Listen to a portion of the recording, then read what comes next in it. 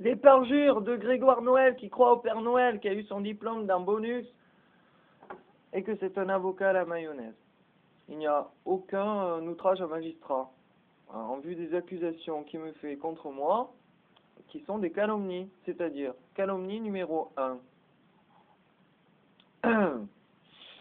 J'ai dit à Madame la juge que j'avais piégé l'accusation en étant sûr qu'il relèverait les 168 pages pour la justice à travers soi-disant des diffamations envers la famille Zuliani. Donc ça veut dire que les 168 pages étaient connues avant la garde à vue, donc c'était abusif, donc piégé. Ça j'ai dit dans 44 heures de garde à vue pour avoir inventé le mouvement perpétuel sur Google.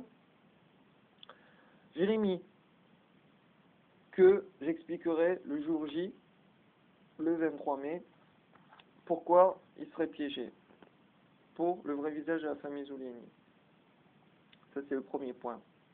Donc il ne peut pas dire qu'il y a abus de faiblesse dès le début, parce que les 168 pages révèlent qu'il n'y a aucun abus de faiblesse envers Philippe Zuliani, qui a fait des jeux, qui a été rappelé par Madame la juge, comme quoi il était tout à fait conscient qu'il était d'accord et le pourquoi du comment, et que sa famille n'était pas d'accord. Ça c'est la première calomnie, donc parjure. Relayé par il n'a aucun titre d'accréditation, il n'a aucun brevet, etc. Faux. Maintenant, aujourd'hui, Madame la juge a tous les papiers. Relayé par le procureur, qui est une ombre finalement de Nicolas Braconnet qui a été remplacé, donc c'est pas Nicolas Braconnet ici. Voilà. Donc, mais encore ma politesse asiatique et et ma franchise française dirait que Monsieur Nicolas Braconnet, je m'excuse que ce soyez vous qui soit tombé sur mon dossier. Voilà, le tout premier. Voilà. Et là, je l'ai compris au moment où vous avez dit oui, Monsieur Vendée, je sais que c'est Philippe Zuliani qui vous a contacté. Là, j'ai compris pratiquement de suite. Vous verrez que le policier derrière, en fait, je lui fais un clin d'œil et une salutation respectueuse. Il comprendra pourquoi. Voilà. Donc ça c'était les calomnies finalement et les parjures, parce qu'il avait en gros tous les papiers, et ça se passera pas comme ça en appel et en cassation. C'est-à-dire que la cassation va demander pourquoi ils n'ont pas pris en compte les 168 pages dès le début, donc à la police. Donc ça veut dire que le policier pardon, j'ai oublié ton prénom, monsieur. Mince. Monsieur Carbeau, donc du 13e arrondissement, dépêché par les renseignements généraux, plus le principal référentiel policier, c'est mince, Olivier Chapelle, voilà, la police de Montrouge, qui, je pense, sera entendu par les juges de toute façon, mais de toute façon obligatoirement en appel et en cassation. Parce que mon objectif est bien d'aller en appel et en cassation, parce que pour que ça dure le plus longtemps possible, pour me faire, comment dire, un bagage, je veux dire, de papier officiel, pour pouvoir porter le dossier et légitimer donc en face des accusations donc de secte mondiale d'internet, comme quoi je serai le gourou, machin, pour une procédure européenne. Donc la procédure européenne va rappeler donc à la justice française que même si en cassation le dossier n'est pas cassé, va rappeler que par exemple si la Commission européenne dit que Gaïa c'est super, ben ils peuvent pas dire que c'est nul. C'est pas possible, c'est de la calomnie quoi. Donc tout ça, ça va être à rappeler ici. Voilà. Donc ça c'était la deuxième partie. Bon, je maîtrise pas totalement l'ensemble du dossier parce que là c'est tout frais, c'était hier. Voilà, juste après, alors du coup, j'ai ouvert donc pour aller chercher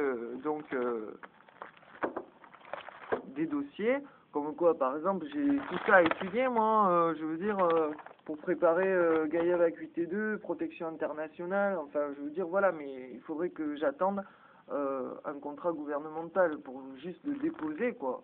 Et renforcer le processus Gaïa. Mais personne n'a vu qu'en fait le processus des brevets, c'est qu'une façon de se faire reconnaître, de se faire surtout connaître, en ayant beaucoup de critiques, et plus il y a de critiques, et mieux c'est. Et du coup, tout le monde ne voit pas la grosse marque déposée Gaïa qui va arriver un jour ou l'autre, hein, de toute façon. Donc,